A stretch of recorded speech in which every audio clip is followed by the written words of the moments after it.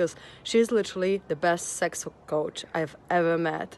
I've done her Sacred Seductress workshop and it was amazing. It really opened me up and my sacred seductress within, and it was just great to connect with the women and to be so shameless about this topic, because it should be shameless to talk about it.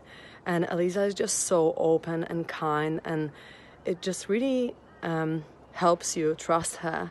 And I just found that these sessions, especially the workshops, it was just transformative for me. And she shared with me so much knowledge about sexuality and tantra and female orgasms and things that I would never even think of as a woman. And I feel like everyone should know that.